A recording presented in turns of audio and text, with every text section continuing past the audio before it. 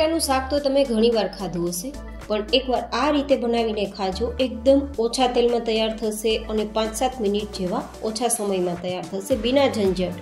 અને જે લોકોને સૂકીભાજી બહુ જ પસંદ છે તે લોકોને તો આ વેરાયટી ફેવરિટ બની જશે. અને ખાસ ખીર છે, દૂધપાક છે, આવી વેરાયટીઓ સાથે તો આ શાક ખૂબ જ બધાને ભાવે તેવું બનશે. તો ચલો રેસીપી શરૂ કરીએ. તો જેમના માટે મેં અહીંયા 3 નંગ જેટલા બટેટા લીધા છે. આ કોઈ બાફેલા બટેટા નથી, આપણે ઇન્સ્ટન્ટ આ શાક તૈયાર કરીએ છીએ, તો બાફવામાં પણ આપણે સમય નહીં આપવો પડે.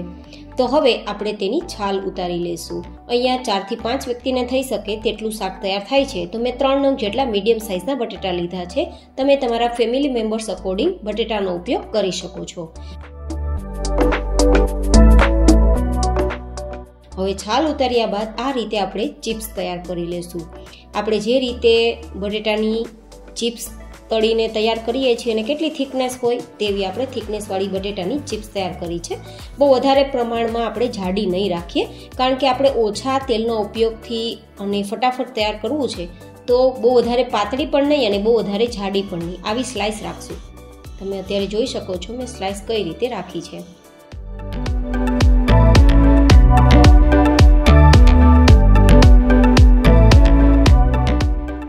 તો આ રીતે આપણી બધી જ બટેટાની સ્લાઇસ તૈયાર થઈ ગઈ છે.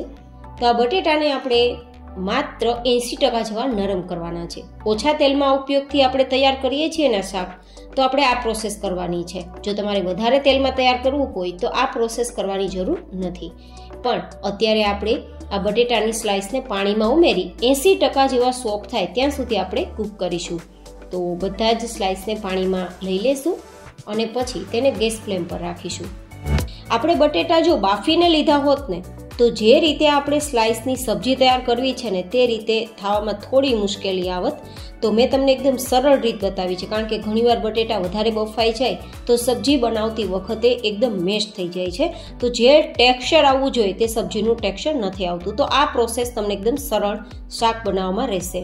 મીડિયમ ગેસની ફ્લેમ પર ઢાંકીને લગભગ 3 મિનિટ સુધી આપણે કૂક થવા દેશું ને તો 80% જેવા આપણા બટેટાની સ્લાઇસ સોફ્ટ થઈ જશે.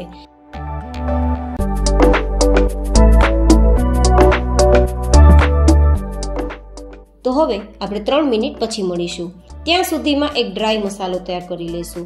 તો જેમના માટે એક મિક્સર જારમાં 1/4 કપ જેટલા કાચા મગફળીના દાણા અને 1/4 કપ જેટલા તલ ઉમેરી અને એકદમ દરદરો પાવડર તૈયાર કરી લેશું.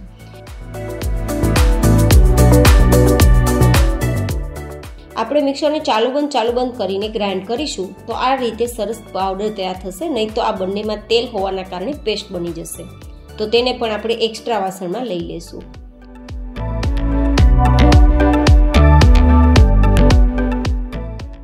અને હવે એ જ મિક્સર જારની અંદર એક પેસ્ટ તૈયાર કરીશું, જેમાં 3 નંગ જેટલા મરચાના ટુકડા અને 3 ઇંચ જેટલો આદુનો ટુકડો જેને સમારી અને મિક્સરમાં લઈ લીધું છે અધકચરી પેસ્ટ બનાવવા માટે.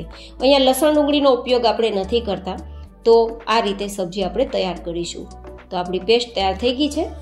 અને હવે એક નજર બટેટાની સ્લાઇસ પર કરી લઈએ. 3 મિનિટ જેવો સમય થઈ ગયો છે અને આપણે એકવાર ચેક કરી લેવાનું બટેટાની સ્લાઇસ છે તે 80% જેવી કૂક થઈ છે કે નહીં. ગાઈઝ, આ રીતે વેરાયટી તૈયાર કરશો ને તો બિના ખરાબ થયે ઓછા સમયમાં બિના ઝંઝટ સબ્જી તૈયાર થશે. ઘણીવાર ઘરમાં કોઈ લીલા શાકભાજી ના હોય અથવા તો શાકમાં શું બનાવવું તે પ્રશ્ન હોય ને, ત્યારે આ વેરાયટી જરૂર બનાવજો, બધા જ ને પસંદ આવશે. હવે જો એક સ્લાઇસને બહાર કાઢી ચમચીના પાછળના ભાગથી આપણે પ્રેસ કરશું ને તો 2 ભાગ થઈ જશે. જો અહીં 80% જેવા કૂક થયા તેની નિશાની છે. વધારે મેશ ન થવા જોઈએ, આટલા જ કૂક થવા જોઈએ, તો જ આપણી સબ્જી સરસ તૈયાર થશે. હવે તેને આપણે બહાર કાઢી લેશું. બાફેલા બટેટાનો ઉપયોગ કર્યો હોત ને તો આટલા કૂક ના થાત, વધારે પ્રમાણમાં જ થાત, એ મારી તમને ગેરંટી. જેથી સબ્જીનો જે ટેક્સચર અને ટેસ્ટ આવવો જોઈએ તે નહીં આવે. તો આ જ રીતે આપણે તૈયાર કરીશું. ફટાફટ પણ થશે અને પરફેક્ટ પણ થશે. તો આપણી આ સ્લાઇસને આપણે સાઈડમાં રાખી દઈશું. અને હવે વઘાર કરવા માટે 2 થી 3 ચમચી જેટલું તેલ ગરમ કરીશું. તેલ થોડું હલકું ગરમ થાય ત્યારે 3 થી 4 ચમચી જેટલું આખું જીરું ઉમેરશું. આ સબ્જીમાં આખા જીરાનો ટેસ્ટ ખૂબ જ સરસ લાગે છે. અને જીરું એકદમ સરસ સતળાવા દેવાનું છે. પછી સૂકા લાલ મરચાં, મીઠો લીમડો અને હિંગ ઉમેરી દઈશું. અને આપણે જે સ્લાઇસ તૈયાર કરી છે ને તે ઉમેરીને હળવા હળવા હાથે મિક્સ કરીશું. જોકે આપણા બટેટાને આપણે 100% નથી બાફ્યા, જેથી મેશ નહીં થાય, પણ તેમ છતાં આપણે ચલાવવામાં થોડો હાથ હલકો રાખવાનો, જેથી થોડા પણ ટુકડા ના થાય. તો આ રીતે બધી જ સાઈડ આપણું તેલ છે તે બટેટાની સ્લાઇસમાં કોટ થઈ જવું જોઈએ અને થોડી વાર આ રીતે ચલાવતું જવાનું. તો 1 જ મિનિટમાં આપણા બટેટાની સ્લાઇસ છે તે એકદમ સરસ સોફ્ટ થઈ જશે. 80% જેવા આપણે કૂક કર્યા છે અને 20% જેવા આ જ રીતે તેલમાં ધીમા ગેસની ફ્લેમ પર આપણે સબ્જી તૈયાર કરશું ને ત્યાં સુધીમાં થઈ જશે. તો હવે મસાલાની અંદર 1 નાની ચમચી જેટલું નમક, 1/4 ટીસ્પૂન જેટલો હળદર પાવડર, 1 મોટી ચમચી જેટલું કાશ્મીરી લાલ મરચું પાવડર, 1 નાની ચમચી જેટલું ધાણા જીરું પાવડર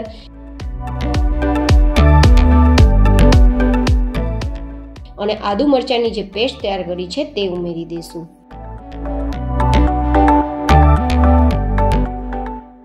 અને અહીંયા સારા ફ્લેવર માટે મેજિક મસાલા ઉમેરું છું. આ મેજિક મસાલાની રેસીપી જોતી હોય તો ઉપર આઈ બટનમાં આપી દઈશ, ઘરે તૈયાર કરી શકો છો. અને મેજિક મસાલા ના ઉમેરવો હોય તો સ્કીપ કરી શકો છો. હવે માંડવીના દાણાને તલનો જે પાવડર તૈયાર કર્યો છે ને તે અડધો ઉમેરશું, અડધો પાછળથી ઉમેરશું અને પછી આ રીતે હળવા હાથે મિક્સ કરીશું. આપણા બધા જ મસાલા બટેટાની સ્લાઇસ સાથે કોટ થઈ જવા જોઈએ, એક પરત થઈ જવી જોઈએ.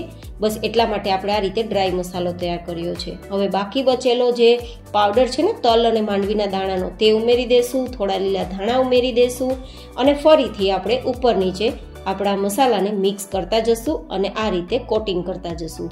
આમાં મેં ખટાશ અને મીઠાશ નથી ઉમેરેલી, જો તમારે ઉમેરવી હોય તો ઉમેરી શકો છો.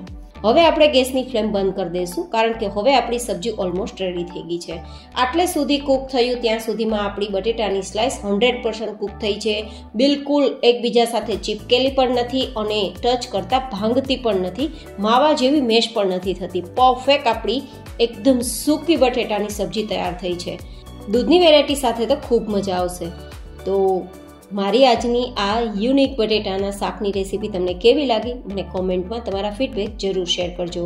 ફરી મળીશું એક નવી જ એન્ડ ઇન્ટરેસ્ટિંગ રેસીપી સાથે. ત્યાં સુધી stay healthy, stay happy, take care.